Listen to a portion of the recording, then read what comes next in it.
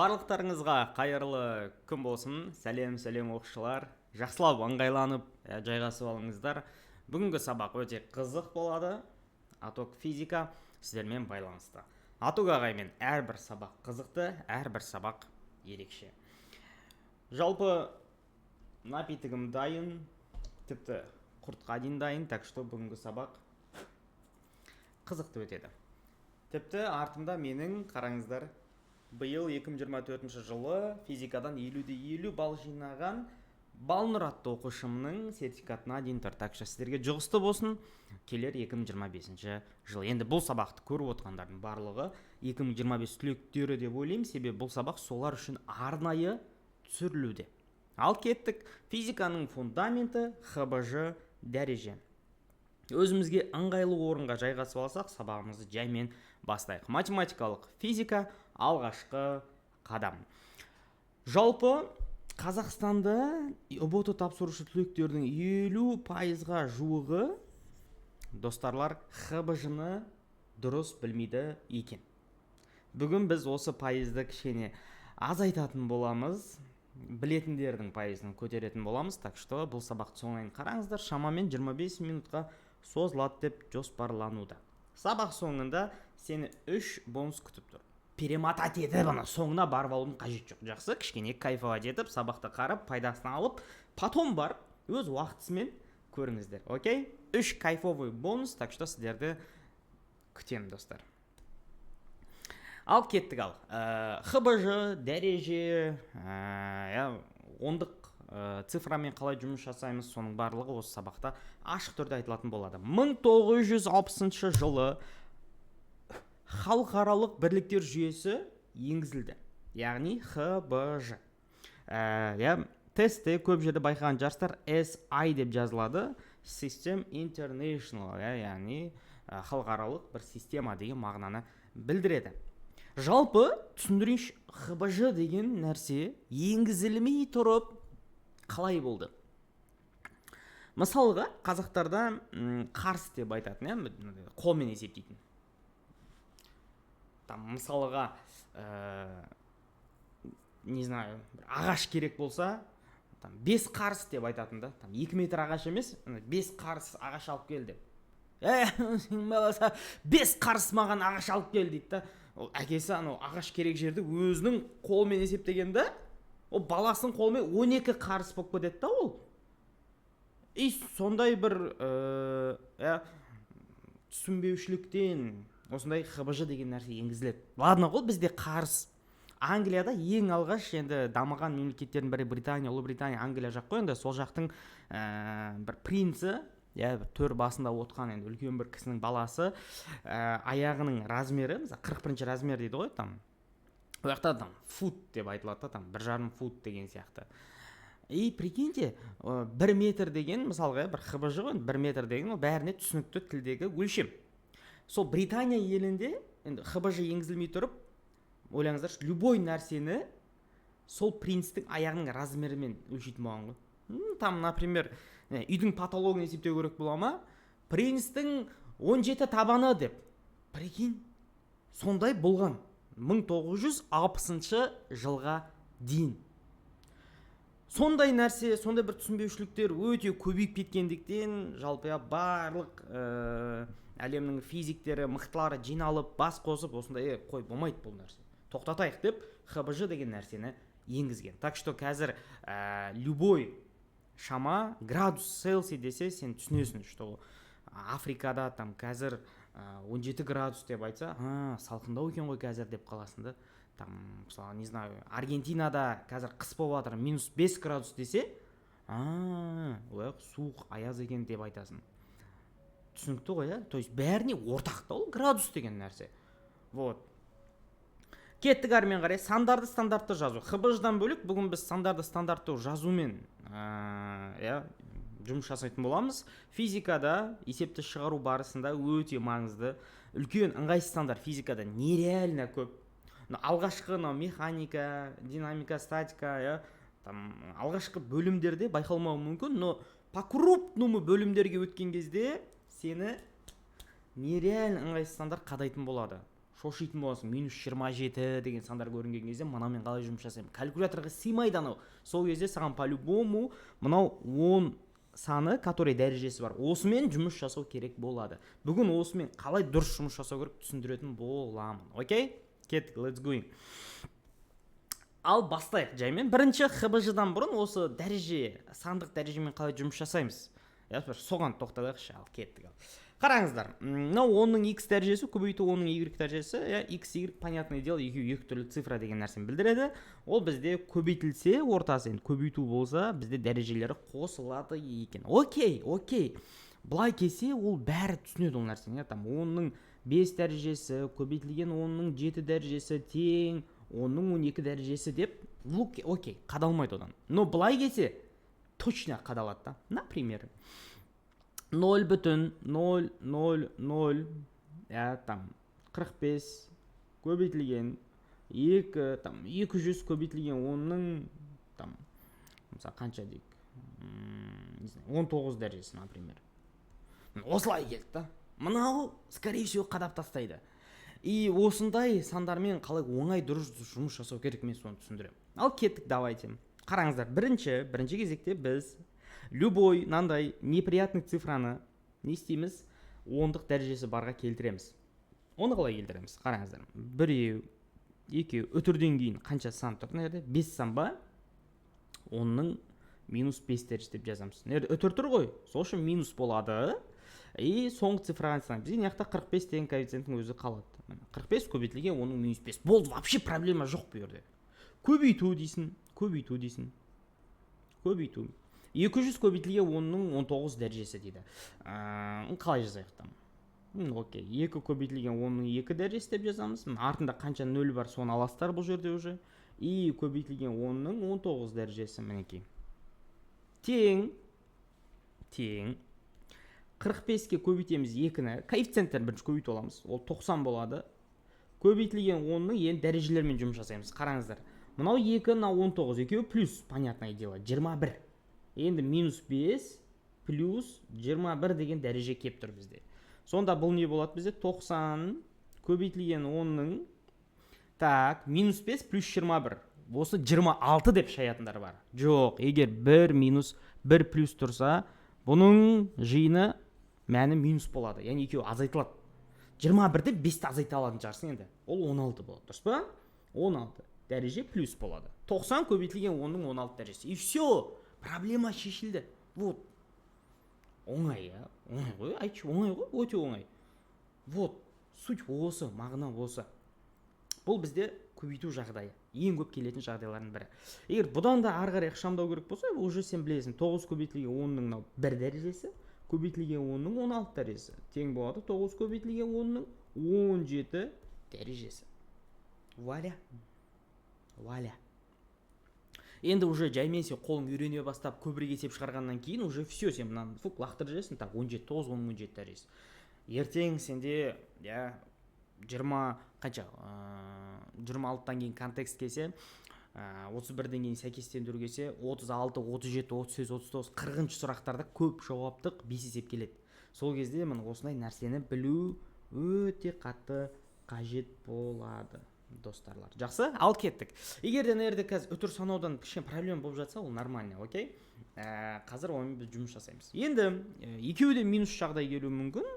Мысалыға айталық, былай кеп қалды. 0,003 көбейтілген 0,0000005, например. Осылай жағдайлар келеді, келмейді емес, келеді. Калькуляторға сыймай қалуы мүмкін, андай деп шығып кетеді. Бұны қалай есептейміз? Кеттік, қараңыздар, Біріншіден келтіріп аламыз. Үтір деген қанша цифра тұр? Үтірден кейін 3 сан тұр. Значит, 3 көбейтілген 10-ның -3 дәрежесі. Көбейтілген өтірден кейін қанша сан тұр? Бірінші 5 жазып аламыз. Ұмыт кетпеші, 5 обязательно жазылады. Өтірден кейін бізде 7 сан тұр. 10-ның -7 дәрежесі. Тең 3 жердегі 5 15 көбейтілген 10-ның -10 дәрежесі. То есть 2 минус болса, ол екеуінің жиыны плюсті береді. И соңдағы мән минус таңбасымен жазылады. 15 көбейтілген 10-ның -10 дәрежесі деген сөз. Түсінікті ма? Болды. түк қиындық жоқ. -3 -7 екеуінің ортасына плюс қойылады, но мынау минус болғандықтан плюс -3 -7 -10 шаяды осы жерде. -4 деп шаятындар бар мысалға да. Екі ойда болып қалады. -10 ба -4 ба, блин, -10 -4 деп тұрады да, обязательно қатесін таңдап алады ғой -4-ті. Жоқ, -15 көбейтілген оның -10 дәрежесі. Кеттік ал. Енді мысалға бұл 15 көбейтілген оның -10 дәрежесі. Енді қараңыздар. 1,5 дейтін болсақ, дәреже -9 болады. Минус дәреже мына солға қарай, өзінің бағытына қарай, минус жаққа қарай кетсе, азая береді. -9. 0,15 десең -8 деген сияқты азайып кете береді. Қысқасы осы. Но в целом бұл енді дәрежемен ондық дәрежесі бар цифрлармен жұмыс жасаған кезде бұл өзі со временем орнайтын нәрсе. Пока что бірінші біз базасын жақсылап тұрып меңгеріп алайық. Окей? Кеттік ал, жақсы. Келесі бөлу жағдайы 10-ның x дәрежесі бөлу 10-ның y дәрежесі тең 10-ның x минус y дәрежесі.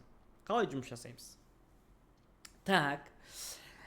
Бұл жерде уже бөлу ситуациясы, бөлу жағдайында не істейді екен? Екеуінің арасы минус болады екен. Мысалға, 10-ның 5 дәрежесі бөлінген 10-ның 2 дәрежесі десе, тең болады 10-ның 5 минус 2 тең 10-ның 3 дәрежесі. Ну, окей, бұл понятно. 10-ның 3 дәрежесі тең 1000 деген сияқты. Ну, қойып кете бересің. Так, енді қызықты қараңыздар. Енді бұл жерде шатасатындар, мынандай қараңыздар. Ең андай любой баланы, окей, кішкене жақсырақ оқитын бала қадалмауы мүмкін, но или менің курсымда оқитын бала скорее всего қадалмайды, но мен көп жағдайда физиктердің бір ортасына түссем, мен қайсынды қыбыжымен қадап тастайын деймін дағыны, мынау сұрақты жасырам. Қараңыздар. Бүйтіп айтамын да, короче.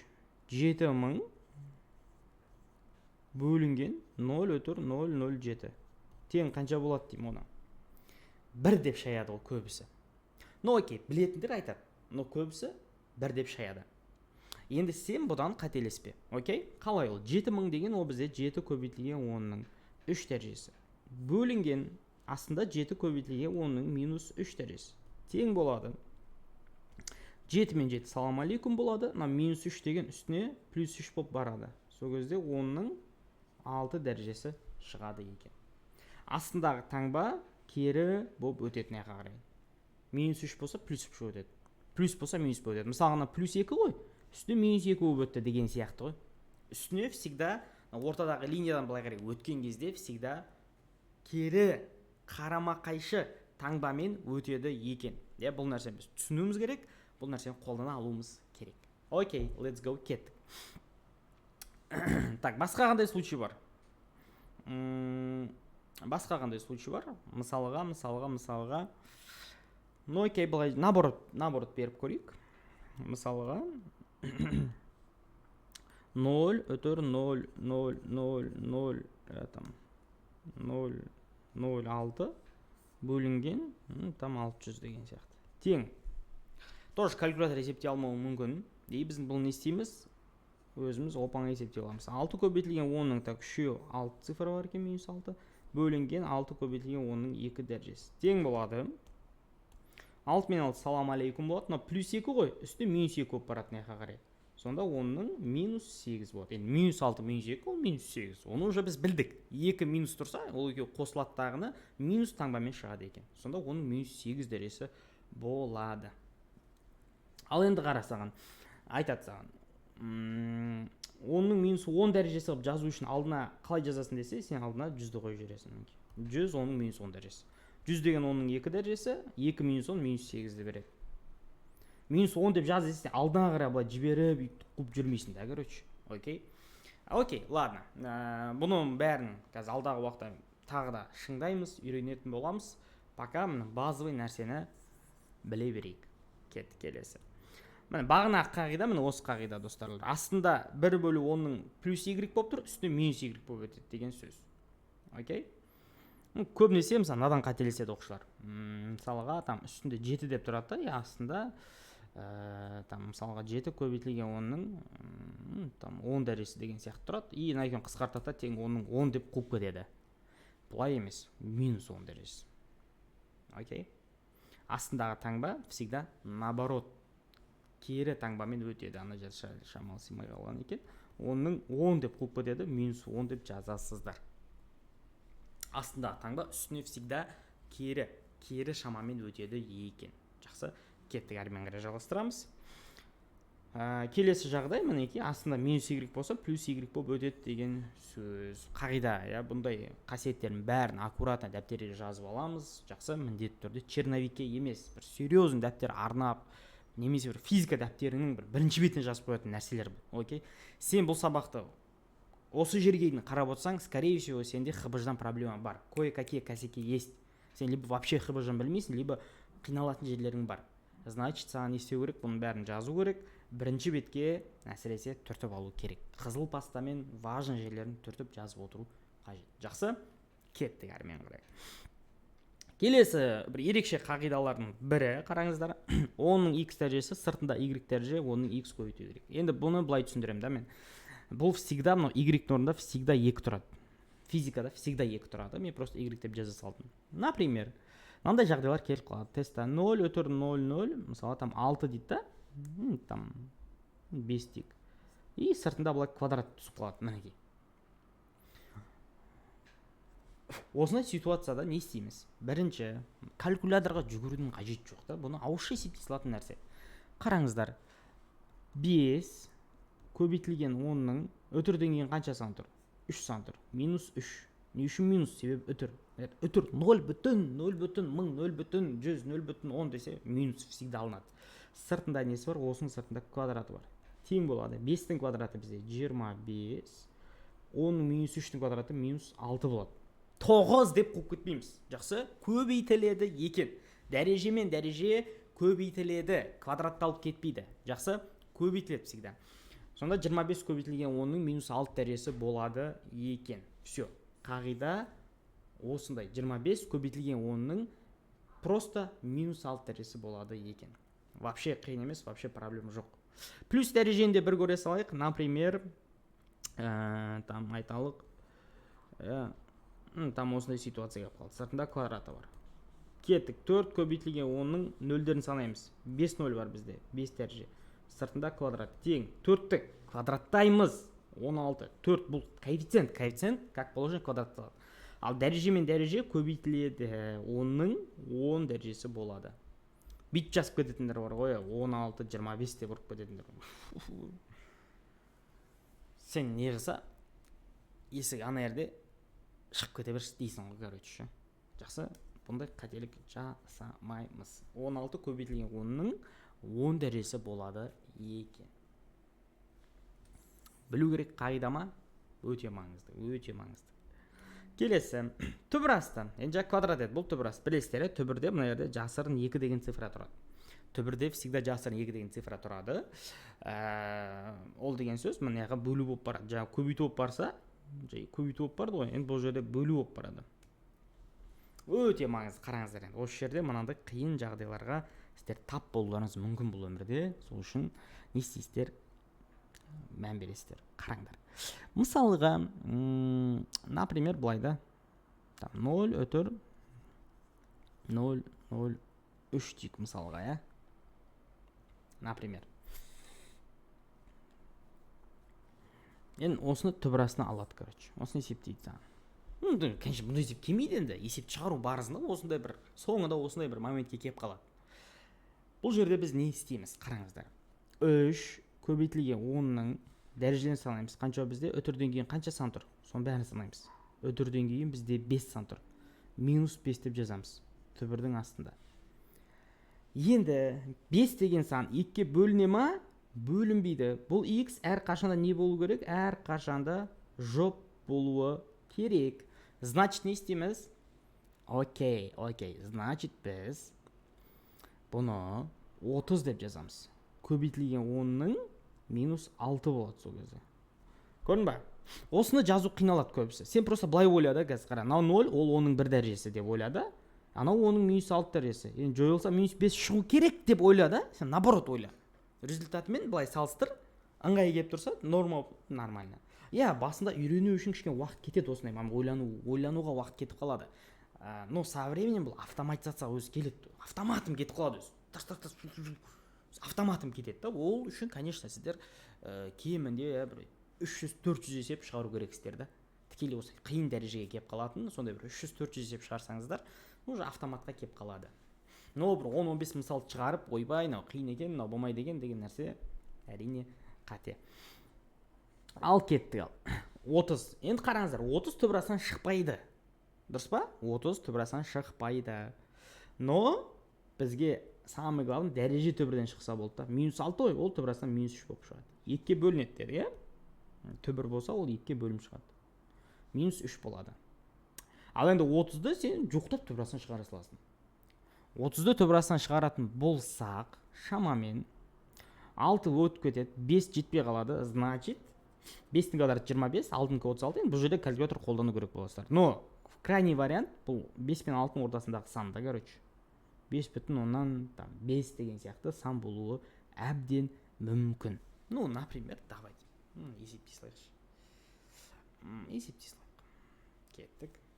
30-ды түбірастан шығаратын болсақ, иә, ровно ғой, 5-те 5 достарлар. Ровно 5-те 5. Көрдіңіздер ма? То есть бұл на автомате. Кетті, и все, тема. Класс. Проблема жабылды. Ол есептің жауабы осылайнан қалады екен. 5-те 5, оның -3 дәрежесі. Түсінікті деп ойлаймын, иә. Түбір мәселесі өте қызық тематика. Ладно, мынандай ситуациялар келеді ғой. Осылай қиын ситуациялар болып қалады кейде ше. Осылай келіп қалады. Тағы бір 0. Қараңдар да, 9 деп жазасың. Дәреже қанша болады сенде? Міне 3, 6, 7. 9 түбірден шығып тұр да, әдемі вообще, бірақ дәреже шықпай тұр да, көрдің ба? Бұл жерде қию керек болады саған. Бұл жерде 90 дейсің дағы дәрежен 6 деп, мінекей. Бірді қоссаң 7 ғой. Самый главный дәреже бізде түбірастан шығу керек. Ал 90-ды түбірастан шығарып аласың, ол спокойно шығады ол. 9-да 3 деген сияқты бір цифра болады ол, иә? 9-да 81, 10-ды 100, екінің ортасындағы сан. 9-да 3 па, 9-да 4 па, может быть, сондай бір цифраға келеді. Түсінікті ма? Ну, окей, кеттік, түбірастан шығара салайықшы. Дұрыс болған жақсы көремін, всегда бір нәрсе дұрыс болу керек, короче. 90 түбірастан шығарамыз, 9-да 5 екен ғой, бұл да. Бұл 9-да 5 көбейтілген 10-ның 3 дәрежесі. Проблема жоқ вообще. 95 деп жазсаң, дәреже 10-ның 2 болады. Өйткені былайдан 1 өтір ғой. Значит, 95 деп жазсаң, 1 өтір 10-ның -1 болады да. -1 3, 2-ні береді. Значит, түк дәрежесі жазың келсе, 9500 деп жаза саласың. Болды, вообще. Проблема жоқ қой, вообще. Оппаны. Кеттік, жалғастырамыз. Осымен қыздар, жігіттер, бізде дәреже темасы жабылды. Дәрежеге байланысты вообще вопрос ешқандай сіздерде болмау керек, окей? Ал кеттік, ал. Бір су ішінен ішіп алайын. Сендер де қолдарына су алып ішіп отырыңдар, жақсы? Сабақ басталғанына қанша уақыт болғанын точно не помню. Но мен айтқан уақыттан сәл ұзақ болып кеткен сияқты ма деп қоям. Ну окей, проблема жоқ. Ал кеттік, достарлар. Енді ХБЖ мәселесі. Ал кеттік. Жаңа айттым, бүкіл адамға бір түсінікті болу үшін осылай бір нәрсе енгізіледі. Мен сіздерге қазір андай по умолчанию дейді ғой, өзі бір стабильный, тұрақты қатып қалған бір ХБЖ-ларды көрсетем. Так что жақсылап, мұқият үйреніп біліп алыңыздар. Кеттік. Ал. Бірінші масса, бәрімізге үйреншікті масса. 1 тонна массада 1000 килограмм бар. 1000 деген оның 3 дәрежесі. Проблем жоқ. 1 грамм дейді. Грамм деген оның -3 дәрежесі. Килограмм. Мынандай қараңыздар, тонна грамм. Жалпы массада өзі бұдан бөлек бір массаның келгенін мен өзім жалпы нақты айта алмайды екенмін. Осы екеуі самый популярный. Тестта 40 тонна деп есептесе, сен оны міндетті түрде ХБЖ-ға келтіріп аласың. Потом барып есеп шығарасың деген сөз. Жақсы. Келесі S және де V дейді мысалға. S ол 1 километр бізде. 1 километр деген ол білеміз, что ол 1000 метр, ол бізде жол. жүріп өткен жол. Жүріп өткен жол 1 километрде 1000 метр бар. Окей, проблема жоқ. Көлем 1 литр. 1 литрде оның -3 дәрежесі метр куб бар. 1 литр. 1 литр деген оның -3 дәрежесі метр куб. Жақсы. Енді қараңыздар. Мысалға тестта келеді там, 0,4 километр дейді мысалға. Жүріп өткен жолы 0,4 километр дейді. Сен есепті 0,4 километрін ұрып кетпейсің, метрге айналдырып аласың. Ол үшін сен 0,4 көбейтілген 10-ның 3 дәрежесі деп айтасың. Ол деген бізде 400 метр болады екен. Окей. Уже сен дәрежемен жұмыс жасауды үйрендің. Бұл нәрсені сен уже шылчок, ауызша кетіп жатыр ғой. Кеттік келесі. 1 литр деген оның мен мына цифраны жақсылап түсіндірейінші. Жалпы осындай кейбір нәрселерді мағынасымен түсінген андай. Дұрыс та, қараңдар. Түсіндірейін. 1 литр дегеніміз 1 литр су, 1 литр су. 1 литрлік баклажкадағы су. Енді оны метр кубқа не үшін айналдырып жатырық деген сұрақ туындайды. Оның -3 дегеніміз, ол не деген сөз жалпы? Оның -3 деген ол 1 бөлінген 1000 деген сөз ғой, мысалға. Жазатын болсақ.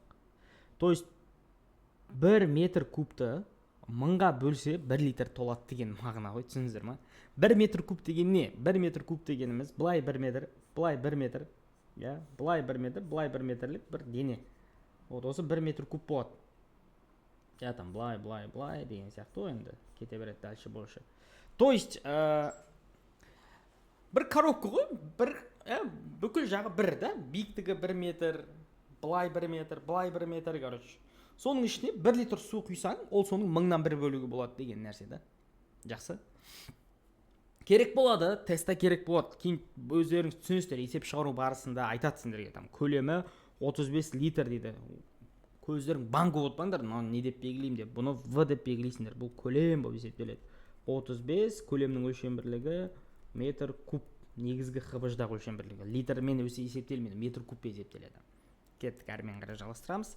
Келесі әрине бұл уақыт. Барлық жақта бүкіл әлемде уақыт бірдей, бәріміз білеміз, что 1 минутта 60 секунд бар. Тоже бәріне түсінікті болу мақсатында енгізілген. 1 сағатта 3600 секунд бар. Проблем жоқ болды. 1 сағатта 3600 секунд, 1 минутта 60 секунд. Түсіндірейін енді, қараңыздар. Осы жерде өте бір қызық ситуацияны байқауға болады. Қараңдар. Получается, біз жалпы бәріміз білетін бір формула бар ғой, әйтеуір бір физикаға енді тәй басып, қадам басып келе жатсаң, сен по-любому мына формуланы білу керексің да. S бөлінген Т дейтін, бар ғой осындай формула. S деген жол, бағанағы жол ғой. Жаңағы жол, там 1 километр деген сияқты. Уақыт там 1 сағат деген секілді, километр бөлінген сағат деген өлшем бірлік шығады осы жерде, километр бөлінген сағат. Бірақ жүріп өткен жолдың жылдамдығын, сол жолдағы жылдамдықты есептеу үшін бізге керек өлшем бірлік километр сағат емес, бізге керек өлшем бірлік ол бізде метр секунд. ХБЖ. Бізге керегі мына ХБЖ, ол метр секунд. Есеп шығаруға арналған ХБЖ. Түсіндірейін. Тестта отырасын, саған айтады. Жылдамдығы тең дейді, саған айтады. Жылдамдығы тең, там, например, 90 километр сағат деп айтады саған. Енді автомобильге қатысты бір есеп кеп тұр. Автомобильдің жылдамдығын енді өмірдегідей айтып қойғанда, өмірде километр сағатпен тұрады, спидометрде, Сен, 120-мен кетіп баратыр, Әлхамдулилля. Ешем сұрайым.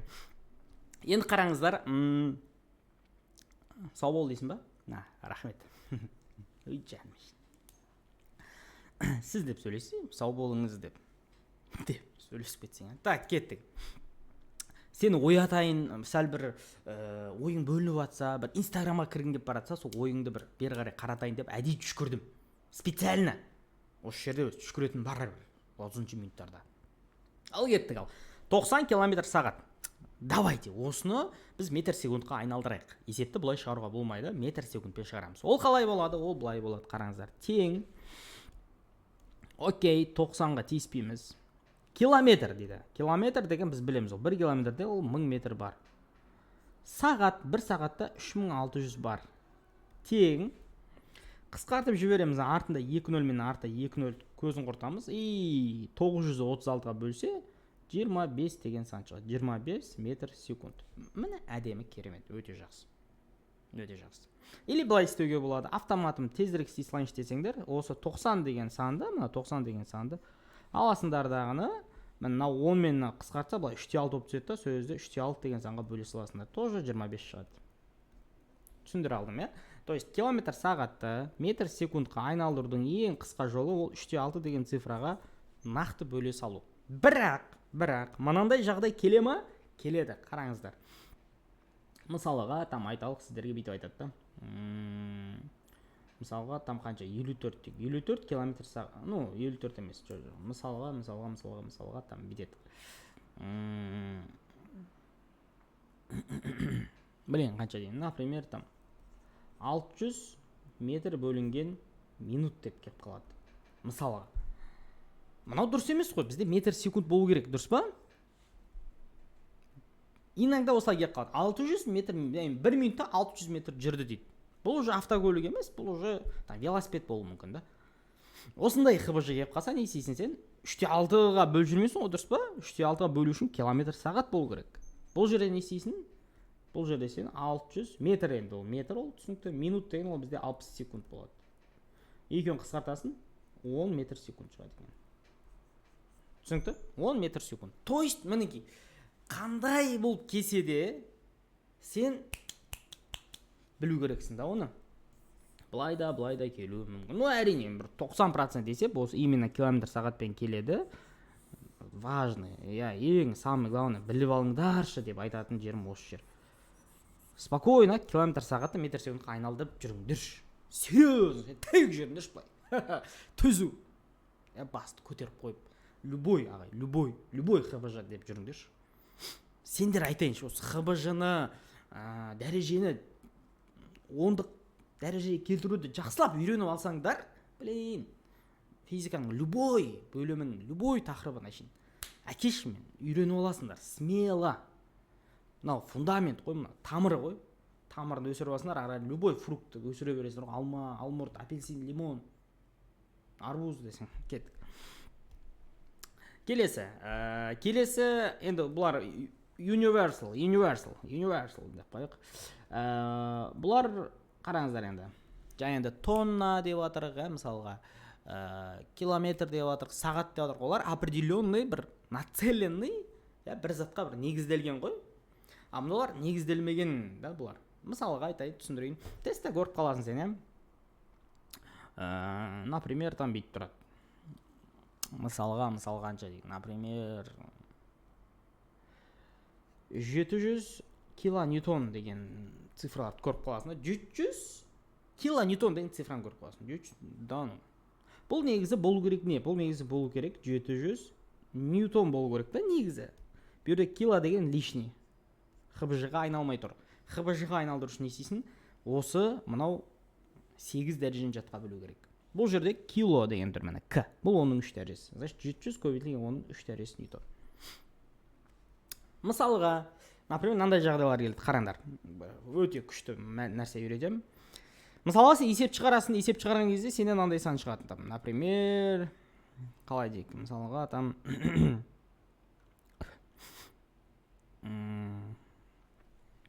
қалай десем екен? Окей. 0,04 көбейтілген 10-ның, минус қанша? Минус 6 дәрежесі деген цифра шығып тұр, Там бұл не болсын бізде, условно. Бұл жерде паскаль деген, өлшем бірлік болсын. То есть 0,04 көбейтілген 10-ның минус 6 дәрежесі паскаль. Бұлайна минус 6 деген сен жазбай қойсаң, бұл сенде 0,04 микропаскаль болады. Микропаскаль деген келмейді, не деп айтсам болады. Фарад деген өлшемдері бар, соң қолдайықшы. То есть 0,04 микрофарад болады. Өйткені минус 6 деген іздейсің сен. Так, минус 6 ол бізде мінеге на жақта тұр. Минус 6. Окей. Мені көрдік қоя? МК. Минус 6 ол микро. Қысқартып жазған кезде 0,04 микрофарад болады. Осыны саған айтады. Наномен жазшы дейді. Осы нанофарадпен жазшы дейді. Сен не істейсің? Сен аласындағына минус 6 ғой. Нано деген ол минус 9 болу керек. Енді минус 9 болу үшін сен не істейсің? 0,04 дегенді өзің келтіресің. Ол оның минус 2 деп жазсаң, ана оның минус 6 өзінікі тұр. Минус 8, нано деген минус 9, жетпей қалды сәл. Не істейсің, значит, сен уже 0,04-ке емес, сен 40-қа келтіресің. Ол кезде сінде минус 3 болады. И дәреже минус 6, сол кезде бізде 40 нанофарад деген нәрсе шығады екен. Деп қатып қалсаң, көрдіңіздер ма? 40 нанофарад. Яғни сен мына заттарды осында универсал, фарад, ньютон, вебер, сондай бір өлшемдер көп физикада ше.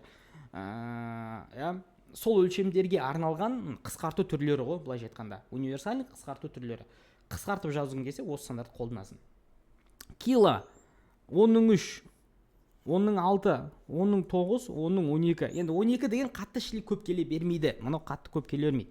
Но қалған үшеуі нереально популярный. Нереалка популярный, окей? Так что біз бұл қалған өлшемдерді білуіміз керек екен. Кеттік, жақсы, окей. Мінеки, аңғайлы жазылу түрі. Дополнительно кеп қалу мүмкін дейтіндері қараңдар. Оның бір дәрежесі дека деп айтылады, оның 2 дәрежесі гекта деп айтылады, оның 3 дәрежесі кило деп айтылады. Оның минус 1 дәрежесі ол деци деп айтылады, минус 2 санти, минус 3 мили деп айтылады.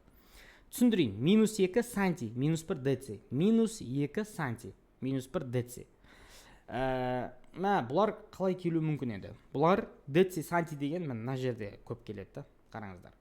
Дециметр, сантиметр деген білеміз, мысалға қараңдар. Ұзындықты физикада h-пен белгілеуге болады, l-мен белгілеуге болады, x-пен белгілеуге. Мысалы, x тең дейді, тест айтады саған 0,5 сантиметр дейді мысалға. И сен 0,5 сантиметр ұрып кетпеу керексің да. Обязательно бұны келтіру керексің. 0,5 санти деген ол жатқа білу керек. Минус 2. 0,5 оның минус 2 дәрежесі. Бұдан да әдемі жазайыншы десең, 5 көбейтілген оның минус 3 дәрежесі метр дейсің да, есебін шығарып кете бересің. Кайф. Енді аудан бар, мысалы қараңыздар. Аудан миллиметр квадрат дейді. Аудан деген физикада бір әріппен береді, s-пен береді, кішкентай s-пен берген еді. Мысалға s деген дейді саған 650 миллиметр квадрат деп келеді, например. Сен есейсің 650 дейсің да, миллиметр квадрат деген мәнеге ол минус 6 болады деген.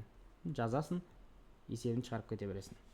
Миллиметр квадратты метр квадратқа айналдырдың. То есть дұрыс өлшемге айналдырдың. Есепті шығара бересің. Енді осы жерде бір жаттаудың оңай бір әдісі бар, қараңдар. Мысалға, түсіндірейін. Санти дегенді сен жаттап алдың деген, мысалға, минус 2. Оңай ғой, санти минус 2 жаттап алдың да, санти минус 2. Мысалға, саған тест сандай есептер келеді. 0,1 метр дейді. Осын сантиметрге айналдыру керек болады.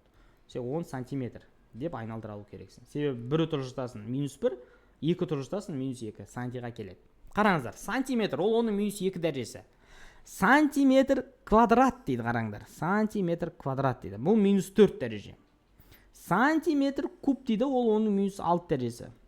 Логиканы түсініңіздер ма? Қараңдар. Санти минус 2, сантиметр квадрат нәрді, көріңіздер ма? То есть мұна сантиді квадратта деп тұр. Минус 2 ғой, минус 4 болады. Сантиметр куб дейді. Санти деген минус 2, кубтайсың минус 6 болады. То есть кубтау. Көбейтіп атсың. Минус 2, 3-ті көбейтесің минус 6. Тура солай милида да, дециде де солай. Yani деци көп келмейді, санти ең көп келетіні, бір 80% жағдай сантиға келеді. 15% жағдай милиға келу мүмкін, 5% наған келу мүмкін. Тесттарда да. Самый популярный өлшемдерді айтып жатырмын. Значит, 1 мили ол минус 3, миллиметр квадрат минус 6, миллиметр куб минус 9 болды. Оңай жаттауға, өте оңай. Вообще қиын емес негізі. Чуть былай мида қосып кішкене жұмыс істеп кішкене. Сәл былай ойлансақ, вообще қиын түгі жоқ. Жақсы? Жалпы мысалдарды қарап жіберейікші, қараңыздар. 6 миллиметр куб дейді. Көрдіңіздер ма? Көлемі. Все, сен жазасың. F тең 6 милли минус 3, так, куб минус көбейтесің да, минус 3 милли, кубқа көбейтесің минус 9 болады. Метр куб. Су бетте 3 метр квадрат дейді, аудан берілген 3 метр квадрат. Бұл уже дайын болып тұр. Мұнайдың ең кіші бөлшегінің өлшемі дейді, L сұрап тұр. Енді бұл жерде жалпы тақырыптарды өте бастаған кезде бұндай формаларды үйрене бастайсыздар. Бұл жерде суть мен дәрежесін, хбж-сын қалай айналдыру керек, ол тестта қалай келеді, соны көрсету мақсатында осы мысалды алып отырмын. Жақсы. Кеттік. L-ді жіктейміз осы жерден. Бұл жерден формаларды жіктеудің уже бөлек тақырып болып кетеді. V деген 6 оның минус 9, бөлеміз осыны S ол 3-ке тең. 6-ні 3-ке бөлсек 2 болады, дәреже минус 9. Жақсы. метр. Яғни 2 көбейтілген 10-ның минус 9 деген жауаптарды іздейміз. 2 көбейтілген 10-ның минус 9 мінекей жауапта тұр. Қараңыздар, 2 нанометр деген жауап тұр. Тоже дұрыс жауап. Нано минус 9. Осындай кезде жатқа білу керек. Отбайсында білейін. Минус 9 деген қалай еді ол? Миллиметр, микрометр, нанометр, километр, тераметр деген сияқты. Жатқа білу керек. Нано минус 9. Нано минус 9. Болды. Жаттап алдым. Тағы қандай жауаптар болуы мүмкін бұл жерде? Мысалға қараңдар, мына жауапта дұрыс. Пико деген қараңдар. Пико оның минус 12 дәрежесі. Мына 3-пен азаят минус 9 болады. Көрдің ба? Мынаны ұмыт кетті, косяк саған.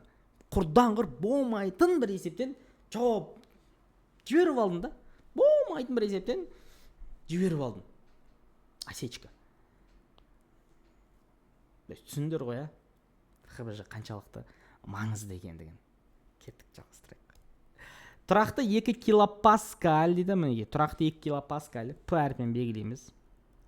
2 кило деген оның 3 дәрежесі паскаль. Міне осылай келеді. 200 джоуль дейді, міне ол готовый, ешқандай лишний әріп жоқ, өлшемнің өзі тұр, мінеке. И газ көлемінің өзгерісін сұраған. Бұл жерде мынандай форма бар. А тең П көбейтілген дельта В дейтін. Со временем бұл форма білесіңдер. Қазір саған бұл форма таныс емес болса, ничего страшного. Дельта В тең А бөлінген П тең А деп жатқанымыз ол бізде мінеке 200-ге тең. Көрдіңдер ма? Қалай келіп жатыр дәреже? Мен мына жерде дәреженің қасиеттерін білу керек болып қаласың сен. Қасиеттерін білу керек болып қаласың. Мысалға қараңдар. Так, мына жерде кішкене көрінбей қапты. То есть суть мағына примерно түсінікті болып жатыр ғой, логика түсінікті болу керек. Окей, қараңыздар енді, түсіндірейін мына жерде. 200 деген, мысалға аны П-ға бөлеміз ғой. 200 деген ол бізде 2 көбейтілген 10-ның 2 дәрежесі. Бөлінген П деген бізде 2 көбейтілген 10-ның 3 дәрежесі. Мінекей, тең, мына екеуі қысқарады, мына 10-ның 5 деп шай кетпеу керек та. 10-ның 5 деп қуып кететіндер болады. Жоқ, минус 3 болып барады. 2-ден 3-ті азайтсаң, 1 болады, алдында минус бар. Ол деген 0,1 деген сияқты. Мінекей, еш қиналмастан белгілеп кете бересің. Осы жерде 10-ның 1 деп қуып кететіндер бар. Көрдің бе, мына жауап шығып кетеді. Апасян.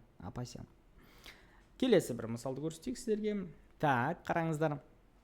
10 миллиграмм, қараңдар, не деген өлшем кеп тұр? 10 миллиграмм деген ол не өлшем, құдай-ау? Ол бізде масса екендігі анық. 10 милли деген минус 3, грамм деген минус 3. Көрдіңдер ма? Екеуін де айналдыру керек. Сөзі 10 көбейтілген 10-ның минус 6 дәрежесі килограмм болады. Милли минус 3, грамм минус 3, минус 6. Осындай сәл күрделі дәрежелер келіп қалады. Мынада бір дәреже бар деп есептесек, минус 5 деп максимально ақшандап тастауға болады екен. Жақшаның ішінде малярлық масса және де NA деген заттар берілген. Кеттік, ал бұл жерде готовый бізде формула бар. M бөлінген үлкен M тең N бөлінген NA дейтін. Жіктейміз осы жерден, N-ді жіктейміз. Так, қарайық. M көбейтілген NA бөлінген малярлық масса. Тең. M деген ол бізде масса 10-ның минус 5. NA деген 6 6,02 дейтін. Жазбаймын көбінесе оны. 23 дей саламын. Бөлу малярлық масса 18 көбейтілген 10-ның минус 3 дәрежесі. Еш нәрсеге әсер етпейді, ол 0,2 деген. Точно цифрасы сол ғой негізі. Қараңдар, 6-ны 18-ге бөлесің. Бөрі дәрежені жақсы білу керек боламыз. 6-ны 18-ге бөлсек, калькулятормен бөле саласың, 0,33 шығады. Енді дәрежелерін қарайсың, қара. Мұқият. Минус 3 деген неқі плюс 3 болып барады. 26 болады. Яғни минус 5 плюс 26 болып тұр деген сөз. Тең 0,33 көбейтілген 10-ның 21 дәрежесі деген сөз. Мінекей. 0,33 көбейтілген 10-ның 21 дәрежесі. Варианттарын қарайық. 0,33 көбейтілген 10-ның 21 дәрежесі дейтін бар екен. Так, дальше қарайық. Тағы қандай бізде дәрежелер бар.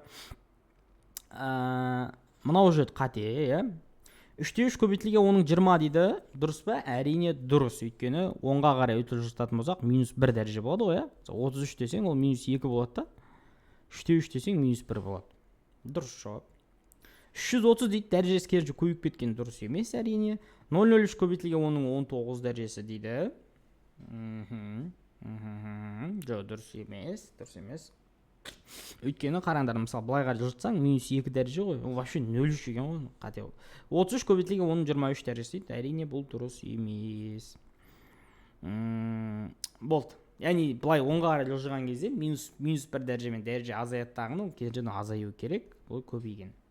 Жалпы екі ақ жауап, екі ақ вариант бұл жерде дұрыс болып считаться етіледі екен.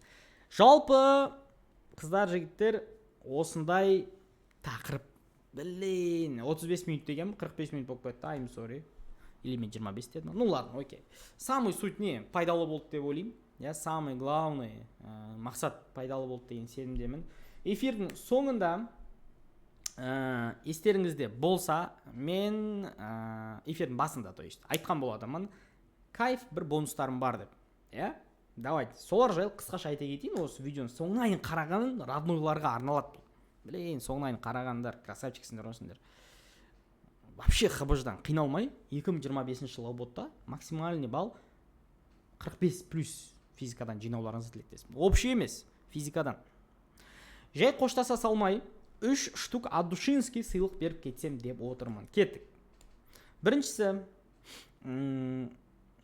бұл қараңыздар, бүгін өткен заттарымыздың қысқаша бір шпаргалкасы, чек-лист деп айтайын. Скрин жасағандар, осы жерден бір әдемілеп скрин жасағандар. Давайте мен бұлан.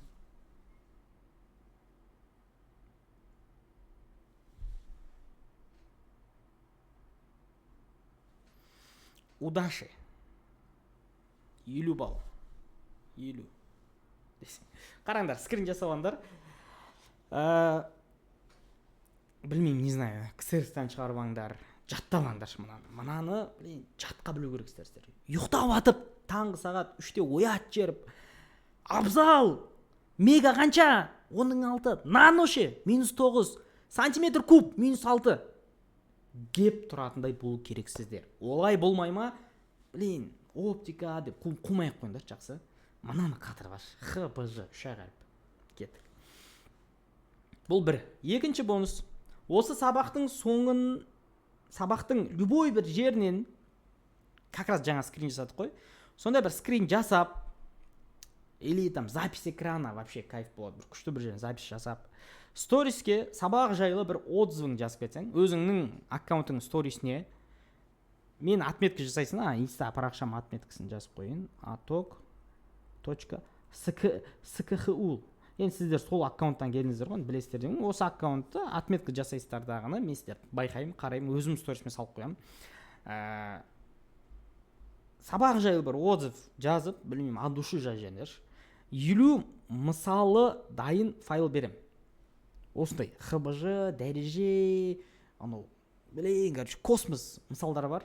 Қадап тастайтын мысалдар. Файл ғой. Сол файл сіздерге беретін болам, бесплатно. Еш нәрсесіз. Зато бүгінгі үйренген заттарыңызды 100%-ға дейін тақап, полный меңгеріп алуға жақсы возможность. Жүр алмаңдар. Және де соңғысы, бұл жерде кішігірім реклама. Егер қараңыздар, осы сабақ сіздерге жақсы бір әсер қалдырса, осы сабақтан бір кайфовать етсеңіздер, бір жаңа бір ілім үйренсеңдер, бір нәрсе мен сіздерге үйрете алсам, ойлап отырсаңыздар, іштеріңізден осындай видео сабақтар готовый бір 70-80 штук бар ма, мен қарап, физиканың деңгейін көтеріп ала салатын. Мен мынау сабақтың өзінен өте көп білім алдым, мектепте үйретпеген нәрсені үйрендім. Осындай басқа тақырыптардың да, күрделі тақырыптардың осылай түсіндіру жолын полный алғым келеді деген бір іштей бір нәрсе бар. От лаулап жан тұрса, сіздерге жақсы бір мүмкіндік берім кеп тұр. Физика курсының дәл қазіргі бағасынан 20%, өтірік айтпай қойын, 50-60, 80% скидка берем деп ше. По факту 20% скидка берем. Бағасын берді айтпай қойайын. Но нарықтағы өте көп физика курсын жасап жүрген мұғалімдердікінен әлде қайда арзандау, бәріне бір тиімді болсын деген мақсатта 20% скидка берем. Ол үшін айту керексіздер, төменде ссылка болады. Сол ссылкада өз готовый смс тұр, мен ХБЖ сабағынан келдім деген. Сол ссылкамен бару керек обязательно. Айтпесез 20% скидка жүрмей қалады. Окей? Как раз жаңа ағым ашылғалы жатыр бізде. Әр айда жаңа ағым ашылады. Сол ағымға 20% скидкамен тіркелуге жақсы бір возможность. Немесе на номерге хабарлассаңыздар болады. Менеджер сразу телефонды алады. хбж-ны көрдім дейсің, короче 20% скидкамен сендерге курстың полный бағдарламасын әдемілеп тұрып түсіндіріп беретін болады. Не бар, короче, бәрі бар ғой саған. Сені бүйтіп айтайыншы, ешқандай онлайн курста жоқ мынандай 50-50 дейтін результатқа апаратын система бар бізде. Міне 2024 жылы Балнұр 10 потокты оққан, 50-50 жинаған. Осы қызға біз не бердік? Содан көп береміз ғой, короче. Содан көп береміз. Так что смело кеп жазылсаң болады. Шли қатты реклама жасамай қойын. Керек болса келесің, короче. Жақсы. И так оқушымыз жетеді, сарафанка, Аллаға шүкір. Жұмыс істеп тұр. Класстастарын, достарын, бауырларын шақырып жатыр. Қорын жетеді. Жалпы осындай қыздар, жігіттер, енді соңы реклама болып кетті деп кішкене жаман ойлап қалмаңдар, боқтамаңдар. Менің мақсатым әйтеуір бір 400 мың, 300 мыңдық бір курстарды авап, одан дым түсінбей, одан қадалып, мама папасына рассрочкаға, кредитке тығып, ондай бала не хочу, да мен. Лучше осындай сапалы, мықты эксперттен, уже қанша жыл жұмыс істеп жатыр, тәжірибе бар, 50-50 балл шығарғанбыз, 45-тен 45-те былтыр шығарып тастағанбыз. Сондай кісіден еще ондай вкусный ценада, арзан бағада, нарықтағы, өте арзан бағадағы курсты алуға шақырамын. ОБОТ-дан қадалмайтын балаларды шығарым келеді да мен. Қадалатын балалар и так көп ше, солар кішкене азайту, сәл ғана мен сәл ғана азайта аламын. Соны азайту мақсатында ғана осындай реклама жасап жатыр. Мен жасамасам ертең 500 мыңдық, 400 мыңдық, 600 мыңдық, миллион теңгелік курстарды көрдім. Мен 999 мың дейді ғой.